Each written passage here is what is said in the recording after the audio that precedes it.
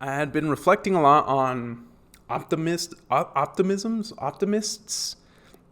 and I wrote down this piece. I just found it. I remember I wrote it on my 15-minute break at my old job, and I think it still holds true today. And I think something that I've learned from just reading this in and of itself is there's one specific trait that all optimists have, which we're going to get to. We need more optimists. We need more individuals that will not tolerate a cynical, lacking, lazy, dishonest mindset, but one who purely sees the rough present moment as a glaring future opportunity and believes it to their core. We need more optimists. Optimists don't just make the world go round, they place the world on a treadmill to ensure it spins. I like that. Optimists don't share insight from a depth of theory, but of lived experience because they once saw the rigid, raw, and impurity of the world and the world within them, yet still chose to see it with childlike, pure, rose-colored glasses. Because what does one get when viewing their future with cynicism, distraught, and fear? Yet what does one get when they perceive the world and their future with utmost respect, excitement, and uninsured optimism? You meet a person in the present moment who's captivated by the sense that they're onwards to a better future, grateful to be in the one they stand in today. Optimists aren't the happiest people. Optimists are the ones who refuse to let a sour taste in their mouths influence their perspective on what great blessings they share, which is the capacity to have a present moment, to have a future to build towards, and the privilege to tolerate today as a meaningful depth to add to the extravagant story that is theirs.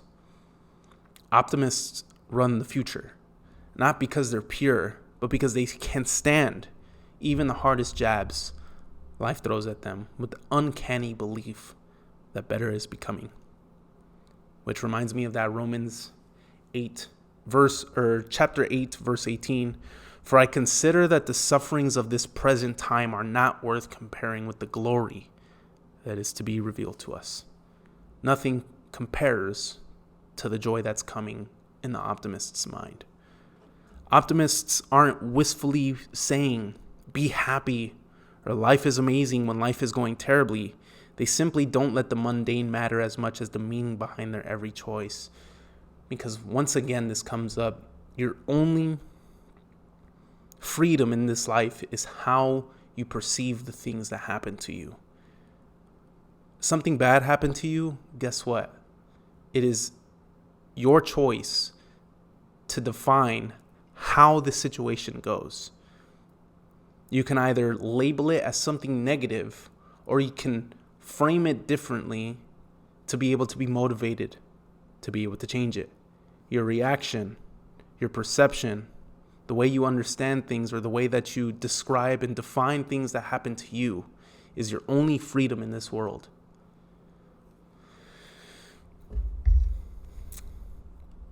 Optimists aren't avoiders, wistfully saying to be happy or portraying a wrong, unauthentic version of themselves, but are actually believing that things will get better regardless. Because what does one get when they believe it all to be getting worse? Disorder. Things don't get better when you apply a lens of disorder. How can things possibly get better if you're thinking it to only get worse? What you focus on expands. And if you're constantly planting the seed, watering it with negativity, you're only going to grow nothing of true fruit. And if you keep focusing on that, it's only going to expand and grow into worse. TLDR. Optimists share a trait that we can all keep with us, and that's to be grateful for what God has given us, life. Though things could be better, they could also be worse. Do not, for 1 second, mistake your blessings because what may seem trivial, unimpressive, trash to you could very well be someone's desired treasure. Be grateful. Yeah. Be grateful. Gratitude has changed a lot of my perspective, and I think that's also just getting deeper into my faith has ultimately helped me become a much more grounded and grateful man. I thought I was much more virtuous back in the day just because I was working towards a specific endeavor. And I still had the mind frames and, oh, this thing happening to me is just a problem, which means a problem is going to make me into a better person. But that was all performative. It was very performative. And now it's not necessarily coming from a fuel or a velocity or an exhaust of trying to prove to the world and trying to prove to myself, but one of, hopefully, by the grace of God, just more pure and more grateful and more proud and more loving. And yeah, gratitude has really got me through some shit this year. So fuck. All right, just be more grateful, man. Just be more grateful. GLAD technique. Try the GLAD technique, which is a journal prompt. Write something that you're grateful for. Write something that you're learning. One accomplishment that you had for today, even if it's getting out of bed when you didn't want to. A delight. Look for the delights in the world. Did you say hi to a gentleman and he said hi back to you?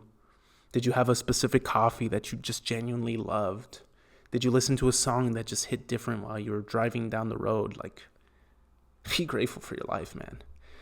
That shit fucking... Be grateful for your life.